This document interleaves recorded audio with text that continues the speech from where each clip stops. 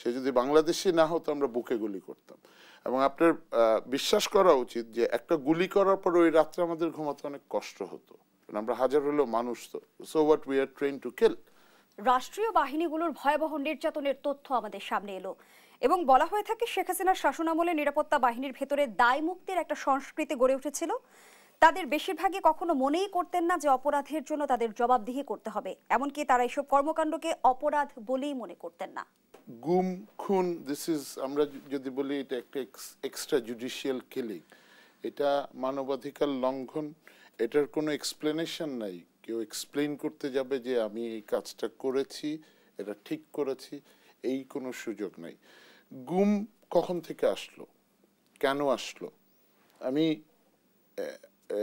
কয়েকটা স্ট্যাটিস্টিক্স দিয়ে আমি আলোচনাটা শুরু করতে চাই। ফার্স্ট অফ অল, গুম যারা করেছে, যারা হুকুমদাতা আপনি বললেন, ইটস আ পলিটিক্যাল উইল। একটা পলিটিক্যাল গভর্নমেন্ট বিরোধী দলকে শায়েস্তা করেন। জঙ্গি, আপনি জঙ্গি, আপনাকে তকমা লাগে, আপনাকে পছন্দ হচ্ছে না, আপনাকে জামাত শিবির বলে আপনার কণ্ঠরোধ করার জন্য যখন দেখছেন যে আপনি নিয়ন্ত্রণের বাইরে বা আপনি মানে একটু ফিগার হয়ে উঠবেন, ম্যাটার হয়ে উঠবেন, তখন আপনাকে সরিয়ে দেয়। সরিয়ে দিয়েছে কারা? রাষ্ট্রের বিভিন্ন বাহিনীগুলি সরিয়ে দিয়েছে।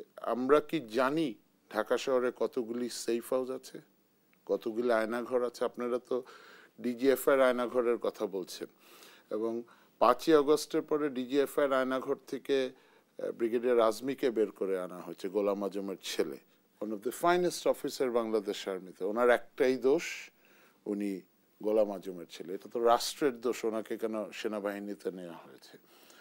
যেমন জেনারেল ওয়াকারের একটাই দোষ, উনি শেখ হাসিনার আত্মীয়।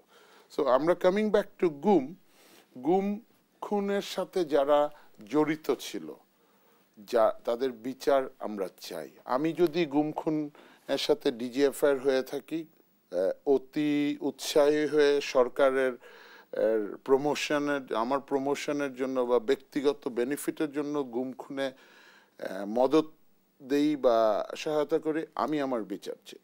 এবং আপনারা নিশ্চয়ই দেখেছেন যে গুম খুন কমিশনের একটা রিপোর্ট বেরিয়েছে, আপনি যেমন বলেছেন। দেখেন, আই ওয়াজ রিডিং দিস, ইত্তেফাকের, এটা কবে, 15ই ডিসেম্বর। হেডিং ছিল গুমের নির্দেশদাতা শেখ হাসিনা, র্যাব বিলুপ্তির সুপারিশ, প্রধান উপদেষ্টার কাছে গুম কমিশনের প্রাথমিক রিপোর্ট।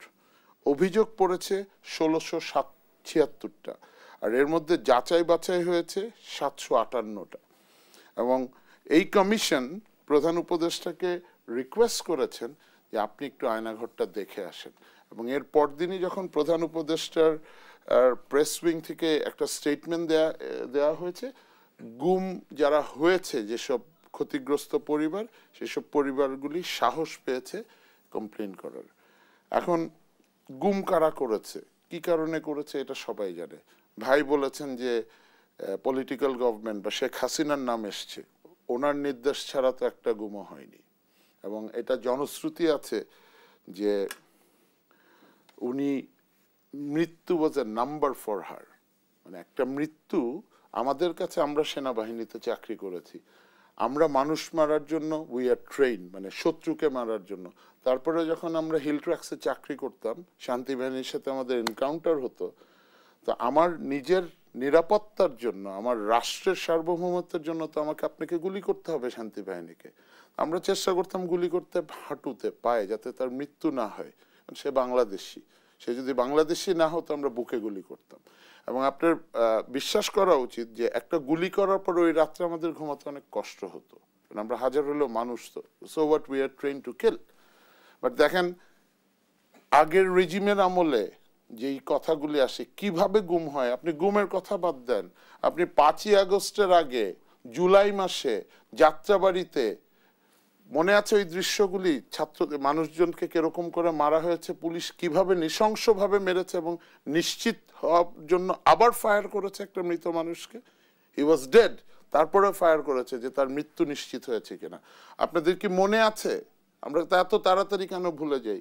একটা এপিসি থেকে লাশটা কিভাবে ফালায় দেয়। সো এই গুমের বিচারের সাথে আমি অফকোর্স গুমের বিচার চাই। দিস ইজ, আমার পরিবারে গুম হয়েছে, আমার পরিবার এফেক্টেড, আমি একজন সশস্ত্র বাহিনীর গর্বিত সেনা সদস্য, আমার পরিবারে গুম হয়েছে এবং খুব নামকরা একজন ব্যক্তি গুম হয়েছে। সো আই নো গুমের ট্রমাটা কি, এবং এরপরে ওনাকে মামলা দিয়ে বা হয়রানি করে হেনস্থা করে এমন কিছু করানোর চরিত্র নিয়ে ইয়া করা হয়েছে।